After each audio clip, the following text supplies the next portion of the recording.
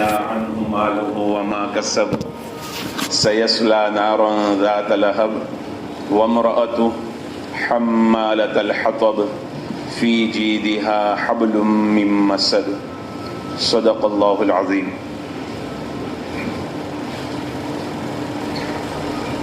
تبت یدا ابی لہب وتب، ہلاک ہو جائے ابو لہب اور اس کے ہاتھ ٹوٹ جائے.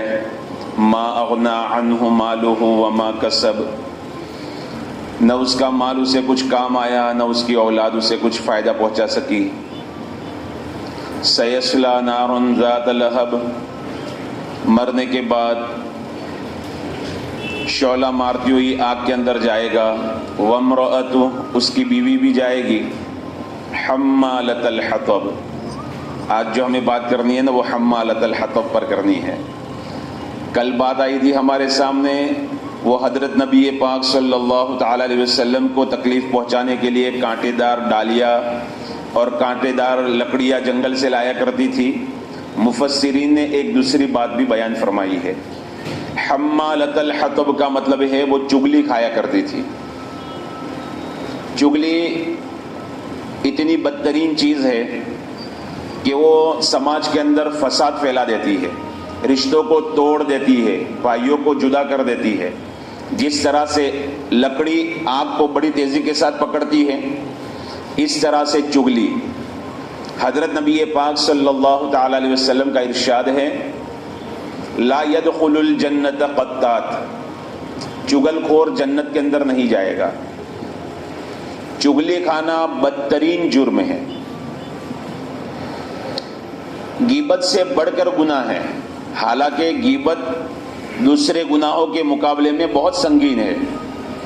غیبت میں بندہ دوسرے کی برائی کرتا ہے، اس کو نقصان پہنچانے کا کوئی ارادہ نہیں ہوتا، اس کی برائی کرتا ہے.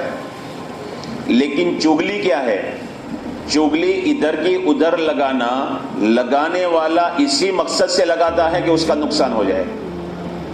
ظاہر سی بات ہے، ایک بندے کی برائی دوسرے بندے کے سامنے کی جائے گی اور یوں، بلکہ جس کی برائی کی گئی اس کو بتایا جائے گا کہ تیرے بارے میں فلاں یوں کہہ رہا تھا. اس کے دل میں سب سے پہلے کیا پیدا ہوگا؟ غصہ. اس بندے کے بارے میں غصہ پیدا ہوگا، اس بندے کے بارے میں نفرت پیدا ہوگی، اور اگر طاقتور ہے انتقام اور بدلہ لے سکتا ہے تو جھگڑے تک نوبت پہنچے گی. اس لیے حضرت نبی پاک صلی اللہ تعالی علیہ وسلم نے ارشاد فرمایا، چغل خور جنت میں نہیں جائے گا. پھر آقا صلی اللہ تعالی علیہ وسلم نے فرمایا، دو منہ والا یہ بھی جنت کے اندر نہیں جائے گا. دو منہ والے کا کیا مطلب؟ ہمارے سامنے ہمارے فیور کی بات کرے اور ہمارے خلاف لوگوں سے ملے تو ان کی فیور کے اندر بات کرے، وہ ہمارے خلاف بات. دو منہ والا، جدھر جائے ادھر کی بولنے لگے، یہ دو منہ والا ہے. اور یہ دو منہ والا بھی جنت کے اندر نہیں جائے گا. اللہ ہماری حفاظت فرمائے. دلوں کی صفائی دوستو، کسی مومن کے بارے میں ہمارے دل کے اندر میل نہ ہو. آ جائے، انسان ہیں. اسی لیے حضرت نبی پاک صلی اللہ علیہ وسلم نے کیا فرمایا؟ دو بندے بڑی راتوں کے اندر بھی ان لوگوں کی مغفرت نہیں ہوتی جس میں سے دو بندے وہ بھی ہیں جو آپس میں لڑے ہوئے ہیں. آقا نے کیا فرمایا؟ 3 دن سے زیادہ بول چال چھوڑ دینا اب گنہگار ہوگا. پتا چلا انسان کو غصہ رہتا ہے 1 دن 2 دن 3 دن، پھر کتنا غصہ، حد ہو گئی. سیدنا عمر رضی اللہ تعالیٰ عنہ چلے ہیں حضرت نبی پاک صلی اللہ تعالیٰ علیہ وسلم کو شہید کرنے کی ارادے سے اور اس کی نیت سے چلے ہیں. راستے میں پتا چلا حضرت سعد رضی اللہ تعالیٰ عنہ نے فرمایا، عمر آقا تک پہنچنا تو دور کی بات ہے، تیرے گھر کے اندر اسلام کا چراغ جل گیا ہے. پتا چلا بہن اور بہنوئی دونوں ایمان لا چکے. وہاں گئے ہیں، غصے کے اندر بہنوئی کو بھی مارا، بہن کو بھی مارا. پھر حدیث میں کیا آتا ہے؟ بہن کو خون نکل آیا، بہنوئی بھی خون سے لہو لہان ہو گئے. عمر کو شرم آنے لگی، غصہ ٹھنڈا ہو گیا. عمر جلالی تھے لیکن تھوڑی دیر میں غصہ اتر گیا. آدمی کو زیادہ سے زیادہ کتنا غصہ رہے. تو بہرحال آقا صلی اللہ تعالی علیہ وسلم نے فرمایا 2 منہ والا. پھر کل قیامت کے دن اللہ رب العزت اس کے منہ کے اندر 2 آگ کی لگامیں بنائے گا، 2 زبان بنائے گا آگ کی. آگ کا کیا عالم ہے؟ حضرت نبی پاک صلی اللہ تعالی علیہ وسلم نے فرمایا اللہ رب العزت سے میں نے بڑی سفارش کی اپنے چچا ابو طالب کے بارے میں کہ پیارے اللہ یہ اگرچہ ایمان میں نہیں آئے لیکن انہوں نے آپ کے نبی کی بڑی مدد کی ہے، اللہ رب العزت نے میری دعا کو قبول کیا اور جہنم کے اندر سب سے ہلکا عذاب ابو طالب کو دیا جائے گا۔ پھر رحمت دو عالم صلی اللہ تعالی علیہ وسلم نے اس عذاب کو بیان فرمایا۔ اس عذاب کی کیفیت کیا ہوگی؟ اس عذاب کی کیفیت یہ ہوگی کہ ابو طالب کو آگ کی، جہنم کی آگ کی 2 جوتیاں پہنائی جائے گی۔ پورا بدن آگ سے باہر ہے، جہنم میں نہیں ہے، صرف جہنم کی آگ کی 2 جوتیاں پہنائی جائے گی۔ حضرت نبی پاک صلی اللہ تعالی علیہ وسلم کا ارشاد ہے وہ اتنی سخت گرم ہوگی کہ ابو طالب کا جو سر ہے اور اس کا دماغ ہے ہانڈی کی طرح سے ابلنے لگے گا اور اس کا جو دماغ ہے وہ کان کے راستے سے باہر نکلے گا۔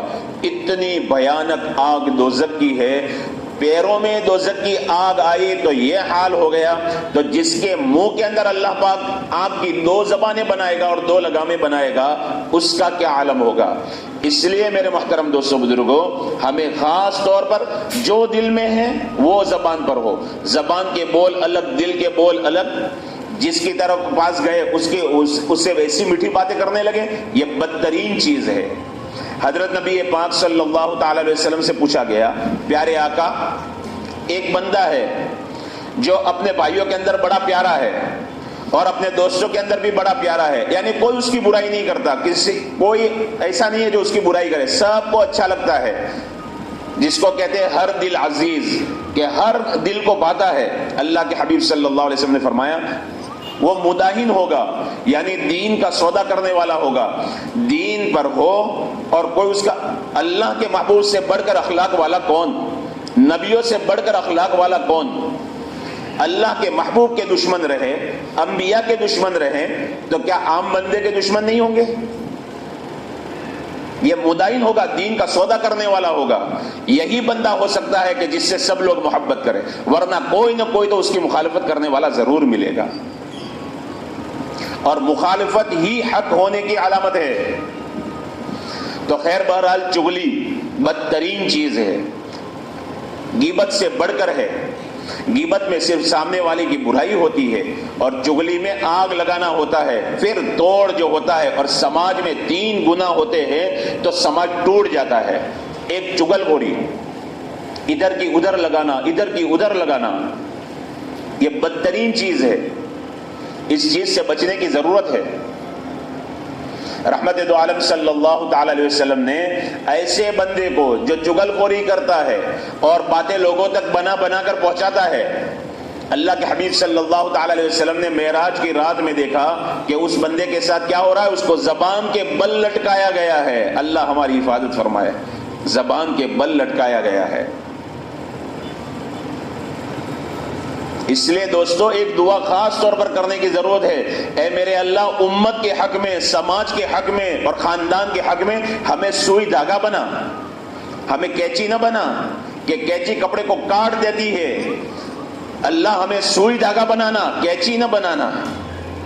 سوئی دھاگا کپڑے کو جوڑتا ہے اور کینچی کاٹ دیتی ہے۔ ہمیں اللہ وہ برے اخلاق نہ دے کہ جس کی وجہ سے خاندان ٹوٹ جائے، سماج ٹوٹ جائے اور لوگوں کے اندر انتشار ہو جائے۔ اللہ ہمیں وہ اخلاق دے کہ جس طرح سے سوئی دھاگا کپڑوں کو جوڑتا ہے، اللہ ہمارے ذریعے سے لوگوں کے دلوں کو ملا دے۔ اس لیے حضرت نبی پاک صلی اللہ تعالی علیہ وسلم نے فرمایا جھوٹ بدترین چیز ہے، لیکن کچھ موقع ایسے ہیں جہاں پر جھوٹ بولنے کی اجازت ہے، بلکہ ثواب بتلایا، وہاں صلح کرنے کے اندر جھوٹ بولنے پر ثواب ملتا ہے۔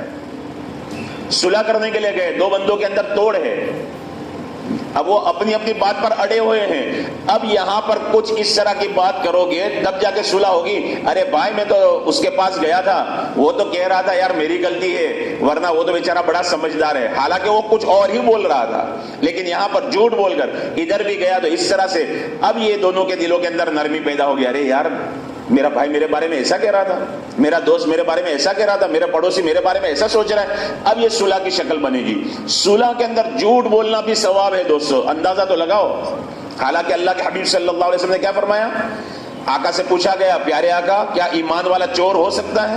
آقا صلی اللہ علیہ وسلم نے فرمایا ہاں ہو سکتا ہے، پھر آقا صلی اللہ علیہ وسلم سے جو بات پوچھی گئی وہ بڑی اہم بات پوچھی گئی، پیارے آقا کیا مومن ایمان والا جھوٹا ہو سکتا ہے؟ اللہ کے حبیب صلی اللہ علیہ وسلم نے فرمایا جھوٹا نہیں ہو سکتا۔ بہرحال چغلی بہت بدترین چیز ہے۔ احیاء العلوم کے اندر امام غزالی رحمۃ اللہ علیہ نے ایک واقعہ بیان کیا ہے چغل خور کے بارے میں۔ ایک بندہ اپنا غلام بیچ رہا تھا بازار کے اندر، بڑا ہٹا کٹا نوجوان بیچا جا رہا ہے۔ ایک بندہ گیا، بھائی غلام بیچ رہے ہو؟ ہاں بیچ رہا ہوں، کم داموں میں بیچ رہا ہوں۔ کہا اتنا اچھا اور کم داموں میں؟ کہا اس کے اندر کوئی عیب نہیں ہے، صرف ایک عیب ہے کہ یہ چغل خوری کرتا ہے، چغل خوری کرتا ہے۔ تو اس بندے نے، خریدار نے اس کو معمولی سمجھا، کوئی بات نہیں سدھار لیں گے، سدھار لیں گے۔ جیسے ایک خان صاحب تھے، ان کا مزاج کیا تھا، وہ سرکاری چیمبروں میں کام کرتے تھے، تو جو بھی ساتھ میں ہوتے تھے نا چیمبر میں کام کرنے والے، ان کے ساتھ روزانہ جب بھی نوکری پر جائے، ڈیوٹی پر جائے، شرط لگاوے، چلو آج اتنے کی شرط لگاتا تھا، اور وہ اللہ کا بندہ جیت جایا کرتا تھا، اللہ کی شان، وہ جیت جاتا تھا۔ ایسا ہنر اللہ نے اس کو دیا تھا۔ تو جتنے بھی کام کرنے والے تھے نا، وہ اپنے باس کے پاس گئے، افسر کے پاس گئے، کہا صاحب اس کی بدلی کروا دو، ہماری آدھی تنخواہ تو اس کی شرطوں میں چلی جاتی ہے، ہم دنگ آ گئے ہیں، بہت کوشش کرتے کہ کم وقت کو ہرا دے لیکن ہارتا ہی نہیں، جیت جاتا ہے۔ تو باس بھی سوچنے لگا کہ ہاں بات تو صحیح ہے، اب بیچاروں کی آدھی تنخواہ تو شرط کے اندر چلی جاتی ہے۔ تو پھر دوسرا جو افسر تھا نا دوسرے چیمبر میں، اس کے اوپر لیٹر لکھا اور اس کو پوری کنڈیشن بتا دی، یہ کتنا چالاک آدمی ہے، چالو بندہ ہے، اس سے بچ کر رہنا، اور تمہارے ہاتھ نیچے جو کام کرنے والے ہیں نا ان کو بھی سمجھا دینا، اس کے ساتھ شرط نہ لگانا، ٹھیک ہے۔ اب اس بندے کو وہاں بھیج دیا، خان صاحب وہاں چلے گئے۔ افسر نے پہلے کڑکائی کے ساتھ کہا دیکھو چیمبر کے اندر آنا نہیں، چیمبر کے باہر جو اسٹول پڑا ہوا ہے نا وہاں بیٹھے رہنا، بیل بجاؤ تو آنا، اور جب کام ہو جائے نا فوراً باہر چلے جانا۔ کہا کوئی بات نہیں، بیٹھ گیا بندہ۔ تھوڑی دیر کے بعد کچھ ضرورت پڑی، وہ فائل دوسرے چیمبر میں بھیجنی تھی، تو بیل بجائی، وہ آیا، آ کر وہ افسر کے چہرے کو دیکھتا ہے، اور چہرے کو دیکھ کر کہتا ہے نہیں یار ایسا نہیں ہو سکتا، یوں کہہ کر فائل لے کر روانہ ہو گیا، اتنا کہہ کر فائل لے کر روانہ ہو گیا۔ بہرحال فائل دے کر آ کر وہ بیٹھ گیا۔ تھوڑی دیر کے بعد پھر ضرورت پڑی، پھر بیل بجائی، وہ آیا، پھر دیکھ رہا ہے ایسا نہیں ہو سکتا، بالکل نہیں ہو سکتا۔ اب پھر فائل لے کر جانے لگا تو افسر نے ہاتھ پکڑ لیا، کیا ہے؟ پہلی بار آ کر کہہ رہا ہے کہ نہیں یار ایسا نہیں ہو سکتا، اب کہہ رہا ہے بالکل نہیں ہو سکتا، کیا بات ہے؟ کہا نہیں سر وہ اصل میں صبح میں آ رہا تھا نا تو لوگ کہہ رہے تھے کہ تمہارا جو باس ہے نا اس کے ناک کے اندر ہڈی نہیں ہے۔ کہا ایسا کیسے ہو سکتا ہے، ایسے کیسے ہو سکتا ہے؟ اس لیے میں غور سے دیکھ رہا تھا اور میں کہا ایسا نہیں ہو سکتا۔ باس بھی پریشان ہو گیا، یہ کیا عجیب مسئلہ دکھا رہا ہے اس نے۔ کہا بھائی ہڈی تو ہے، کہا میں وہی تو کہہ رہا ہوں، لیکن سر کیسے پتا چلے؟ آپ چیک کر رہے ہیں تو آپ یہ تو تھوڑی نہ ہوا کوئی دوسرا چیک کرے تو سمجھ میں آئے ہے یا نہیں ہے۔ باس کہنے لگا چیمبر میں ہوں اور تو ہے، کیا کرتے؟ کہا باس ایک کام کرتا ہوں، میں آپ کے ناک پکڑ کے ذرا دیکھ لیتا ہوں ہے یا نہیں ہے۔ کہا شرط؟ کہا شرط کتنے کی؟ 500 کی۔ چلو 500 کی شرط۔ اس نے بھی 500 نکالے، باس نے بھی نکالے، اس نے ناک پکڑی اور ایسے ایسے موڑ کر دیکھا اور اس کے ہاں سر میں ہار گیا، شرط ہار گیا، آپ کے ناک میں تو ہڈی ہے۔ اب وہ باس جیت گیا۔ اب اس نے فون کر کے دوسرے کو بتایا کہ یار تم کہہ رہے تھے یہ ہارتا نہیں، آج پہلی بار مجھ سے ہار گیا، پہلی بار یہ ہار گیا۔ تو اس نے کہا کہ بھائی ایسی بات نہیں ہے، آج صبح میں وہ جب آیا تھا نا تو اپنے دوستوں سے کہہ رہا تھا آج میں اپنے باس کی ناک پکڑ کر موڑتا ہوں، تو اس کے اوپر 2000 کی شرط لگی تھی، بدبخت جیت گیا، ہارا نہیں ہے۔ تو چغل خوری کو معمولی سمجھا، خیر بہرحال اس کے اوپر سے یہ بات آیا تو معمولی سمجھا، اس بندے نے خرید لیا کہ سدھار لیں گے، گھر گیا۔ اب یہ غلام کام کر رہا ہے، کچھ دنوں کے بعد اپنی فطرت اس نے دکھائی، شوہر کے پاس جا کر کہنے لگا، باس سے کہنے لگا آپ باہر رہتے ہیں، کام کاجوں میں مشغول رہتے ہیں، آپ کو پتہ بھی ہے ہماری جو مالکن ہے نا اس کا کسی اور کے ساتھ چکر ہے، اور ان قریب آپ کا مرڈر کرنے والی ہے یا آپ کو چھوڑ کر چلی جانے والی ہے۔ کیسی باتیں کر رہا ہے؟ کہ اگر یقین نہ آئے نا تو کل رات آنکھیں خالی بند کر کے بستر پر پڑے رہنا، یوں دکھانا کہ جیسے سو گئے ہو، پھر دیکھ لینا وہ کیا کرتی ہے۔ اب یہاں پر اس طرح سے کان بھرے. اب وہ مالکن کے پاس گیا اور کہنے لگا تم گھر کے اندر رہتی ہو, میں مالک کے ساتھ باہر رہتا ہوں, ان کا کسی اور کے ساتھ چکر ہے اور وہ عنقریب تمہیں طلاق دینے والے ہیں, چھوڑ دینے والے ہیں. اب وہ پریشان ہو گئی. اس کے لیے کیا کرنا؟ اس کے لیے یہ کرنا کہ اس کی داڑھی کے نیچے کے بال 2-4 کاٹ کر لانا, میں منتر پڑھ کے تم کو دے دوں گا, وہ تمہارا ہو جائے گا. اب اللہ کی بندی بیچاری سمجھی کہ میرا مسئلہ, میرا گھر اجڑ جائے گا, تو آسان شکل یہ ہے کہ کچھ بال لا کر دے دیتی ہوں, میرا کام بن جائے گا. اب دیکھیے آگ لگانا کتنا خطرناک ہوتا ہے. شوہر کو بھڑکا دیا, بیوی کسی غلط راستے پر ہے, بیوی کو بھڑکا دیا, شوہر کسی غلط راستے پر ہے. اب شوہر بستر کے اوپر جا کر سو گیا اور اس طرح سے کھراٹے لینے لگا جیسے گہری نیند میں سو گیا ہو. بیوی آئی, استورا لے کر آئی اور گردن کے پاس, گلے کے پاس رکھے بال کاٹنے کے لیے اس نے آنکھیں کھول دی شوہر نے, اور اس نے دیکھا استورا ہے تو ظاہر سی بات ہے جو غلام نے کہا تھا وہی بات صحیح ہے, لہذا وہ استورا لے کر بیوی کو قتل کر دیا. بیوی کو قتل کر دیا. بیوی کے گھر والوں کو پتا چلا, رشتہ داروں کو پتا چلا, وہ دوڑ کر آئے. جب لاش دیکھی تو انہوں نے اس سورے سے شوہر کو مار ڈالا. اب شوہر کے رشتہ دار آئے, آپس کے اندر اتنا بڑا فساد ہوا, کتنے لوگ ادھر مرے, کتنے لوگ ادھر مرے. ایک چھوٹی سی بات ادھر ادھر کی آگ لگائی, کیا سے کیا ہو گیا. معمولی بات نہیں ہے دوستو. اس لیے چغل خوری سے بچنا. چغل خوری بدترین چیز ہے, رشتوں کو توڑ دیتی ہے, گھروں کو توڑ دیتی ہے. 3 باتیں سماج کو برباد کرنے کے لیے حضرت فضیل بن عیاض رحمۃ اللہ علیہ نے بیان فرمائی کہ 3 باتیں ہیں, اس میں ایک چغل خوری ہے اور ایک غیبت ہے. آدمی جب برائی کرنا شروع کر دیتا ہے نا, دوسرے کو پتا چل جاتا ہے. اور کتنی بڑی بات حضرت حسن رضی اللہ تعالیٰ عنہ نے, امام حسن رضی اللہ تعالیٰ نے فرمائی, جو بندہ تمہارے پاس آ کر کسی کی برائی کرتا ہے تو یقین جانو وہ کسی اور کے پاس جا کر تمہاری برائی کرے گا. جس کی عادت ہی برائی کرنی ہے وہ آپ کے سامنے کسی کی برائی کرے گا تو کسی کے سامنے آپ کی برائی کرے گا. اس لیے کسی کی برائی سننی نہیں. ایسی مجلسوں میں بیٹھ گئے ہیں اور اگر کوئی بات نکل آئی ہے جہاں پر غیبت ہو رہی ہے, کسی کی چغل خوری ہو رہی ہے, کسی کے بارے میں عیب اچھالا جا رہا ہے, عیب چھپایا نہیں جا رہا بلکہ ظاہر کیا جا رہا ہے, وہاں بات کو موڑنے کی کوشش کرنا, کوئی اور بات. اور اگر مڑتی نہیں ہے تو اس مجلس سے اٹھ جانا. جہاں ان غیبتوں کو, ان برائیوں کو کرنا گناہ ہے, وہاں سننا بھی گناہ ہے, وہاں سننا بھی گناہ ہے. اللہ پاک نے حضرت نبی پاک صلی اللہ تعالی علیہ وسلم سے فرمایا, لا تطع حلاف مہین, اس بندے کی بات نہ ماننا نبی جی جو جھوٹی قسمیں کھاتا ہے, جو ذلیل بندہ ہے. مشاء بنمیم, اس کی برائی خاص طور پر بیان کی. وہ کمینہ صفت بندہ کیسا ہے کہ وہ چغلیاں کھاتا پھرتا ہے, اس کی بات نہ ماننا, چغلی. حضرت جی مولانا یوسف صاحب رحمۃ اللہ علیہ میرے دعوت کے ذمہ داروں میں سے تھے. حضرت کے پاس ایک بندہ ظہر کے بعد آیا اور آ کر کہنے لگا ہمارے ساتھی یہ کرتے ہیں, ہمارے ساتھی یہ کرتے ہیں, ہمارے ساتھی یہ کرتے ہیں. ظہر کے بعد سے غیبتیں شروع کی, برائیاں اور شکایتیں شروع کی. عصر کی اذان ہو گئی. حضرت بیٹھے بیٹھے سنتے رہے. عصر کے لیے وضو کرنے کے لیے حضرت اٹھے تو ایک جملہ حضرت نے فرمایا اور اس کی ساری باتوں پر پانی پھیر دیا. حضرت نے فرمایا کمی یوسف میں ہے, اس لیے میرے ساتھیوں کے اندر یہ چیز نظر آئی. بات ختم ہو گئی.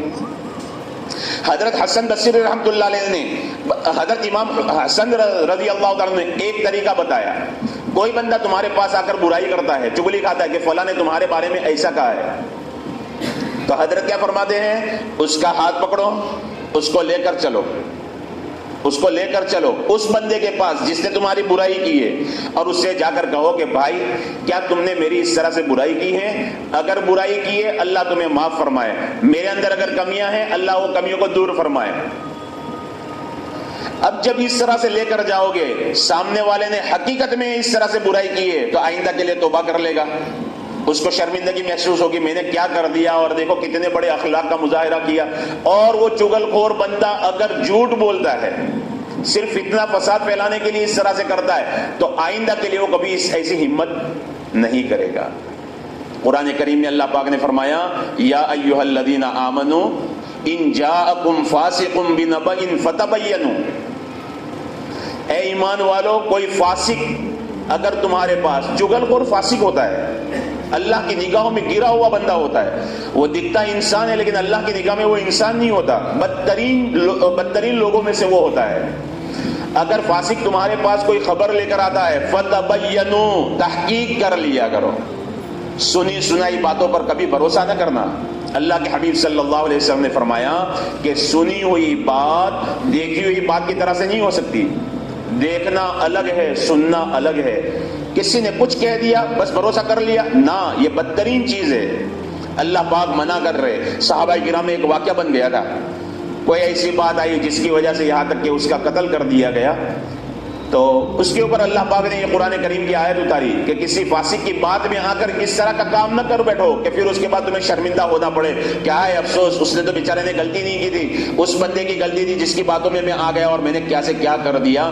اس لیے میرے محترم دوستو بزرگوں، غیبت سے بچنا ہے، چگل خوری سے بچنا ہے، چگل خور سے بھی بچنا ہے۔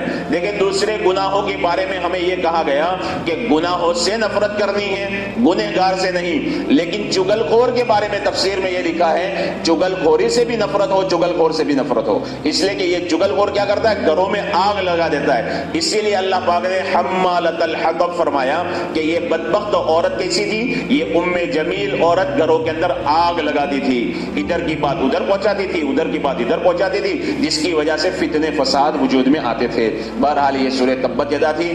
اب فضائل سورہ نصر کے بھی نہیں آئے، اذا جاء نصر اللہ کی فضیلت بھی نہیں آئی، تبت یدا کی بھی فضیلت نہیں آئی۔ فضیلت سن لیتے ہیں۔ اذا جاء نصر اللہ کی فضیلت یہ ہے، مچھلی کے جال کو اگر باندھ کر پترے کے اوپر لکھ کر اگر باندھ کر اگر ڈالا جائے تو مچھلیاں بہت ساری جال کے اندر پھنستی ہے۔ دوسرا یہ بتایا ہے، یہ تو مچھروں کے لیے ہے، ہمارے لیے کیا؟ تو علماء کرام نے دوسری بات بتائی ہے، اڑی مشکل ہو جو حل نہ ہو رہا ہو، بڑی کوششیں کرنے کے بعد بھی، جیسے آدمی کے قرض کا معاملہ ہوتا ہے، پیسے پھنس جاتے ہیں، سودا کرنا چاہتا ہے، اس میں فائدہ نظر آتا ہے، سودا ہو نہیں پا رہا ہے، شادی کا مسئلہ ہے، کرنا چاہتا ہے، کوئی نہ کوئی مشکل آ جاتی ہے، وہ اڑی مشکل سخت جو حل ہی نہ ہو رہی ہو، ہر نماز کے بعد 7 مرتبہ سورہ نصر اذا جاء نصر اللہ پڑھ لی جائے، اللہ رب العزت بہت کم وقت کے اندر اس کا وہ جو کام ہے وہ اللہ پاک عافیت کے ساتھ کروا دیں گے۔ 7 مرتبہ ہر فرض نماز کے بعد۔ تبت یدا کے بارے میں فضائل میں ہے، تبت یدا کی ایک فضیلت تو یہ ہے کہ دشمن کو برباد کرنے کے لیے، جیسے ابو لہب کا ذکر ہے اس میں، وہ برباد ہوا تو دشمن کو برباد کرنے کے لیے دوستو آخرت کا بدلہ ہمارے لیے کافی ہے، ہمیں دنیا کے اندر کسی سے کوئی بدلہ نہیں لینا، اللہ کے خاطر سب کو درگزر کرتے رہے۔ حضرت نبی پاک صلی اللہ تعالی علیہ وسلم نے کیسا درگزر کر کے بتا دیا۔ سیدنا علی رضی اللہ عنہ کی شہادت گزری، 18 رمضان کو ان کو زخمی کیا گیا۔ عبد الرحمن بن ملجم خارجی نے کمبخت نے، جس کے بھائی نے حضرت عثمان رضی اللہ عنہ کو شہید کیا تھا، یہ چھوٹا تھا کمبخت جس نے سیدنا علی رضی اللہ عنہ پر ایسا گہرا وار کیا۔ تہجد کی نماز میں حضرت علی رضی اللہ عنہ زخمی ہو گئے، 3 دن کے بعد 21 رمضان کو شہید ہو گئے، انتقال فرما گئے۔ سیدنا علی رضی اللہ تعالیٰ عنہ نے بھی جب اس کو حضرت حسن رضی اللہ عنہ پکڑ لیا تھا، اس کو عبد الرحمن بن ملجم کو پکڑ لیا تھا، قید کر کے رکھا، سیدنا علی رضی اللہ تعالیٰ عنہ نے فرمایا بیٹے اس کو اچھا کھانا کھلاتے رہنا، جب تک میرا انتقال نہ ہو جائے اس سے بدلہ نہ لینا، میرا انتقال ہو جائے پھر اس کے بعد اس کو مارنا۔ بہرحال دنیا کے اندر کسی سے ہمیں بدلہ نہیں لینا، آخرت کے اندر ایک ایک نیکی کی قیمت ہمیں معلوم ہوگی، لہذا معاف کرنے کی عادت بنائیں، درگزر کرنے کی عادت بنائیں، اللہ بہترین بدلہ دے گا، اللہ بہترین بدلہ دے گا۔ وہاں طارق جمیل صاحب فرماتے ہیں بڑے بڑے غوث قطب میدان محشر میں کھڑے ہوں گے اور اللہ کی خاطر معاف کرنے والا جو بندہ ہے نا وہ ان سے پہلے جنت کے اندر جا رہا ہوگا، ان سے پہلے غوث قطب ابدال سے پہلے جنت کے اندر جا رہا ہوگا۔ معاف کرنا کوئی معمولی بات نہیں ہے، درگزر کرنا۔ دوسرا تبت یدا کے بارے کے اندر فضیلت یہ ہے کہ اگر کسی بندے کو کوئی درد ہے، کسی جگہ بدن میں درد ہے تو اس کو 3 مرتبہ پڑھ کر، حالانکہ لکھنے کا حکم ہے، لکھیں گے تو کیسے؟ ایسی کوئی جگہ پر ہے، 70 کی جگہ پر درد ہے، کہ ایسی جگہ پر ہے تو لکھیں گے کیسے؟ تو علماء کرام نے دوسری شکل یہ بتائی ہے کہ 3 مرتبہ پڑھے، 7 مرتبہ پڑھے، پڑھ کر دم کرنا، اللہ پاک اس کی برکت سے جو درد ہے وہ اللہ پاک بہت جلد ختم کر دیں گے اور اللہ پاک صحت کاملہ عطا فرمائیں گے۔ وآخر دعوانا الحمدللہ رب العالمین۔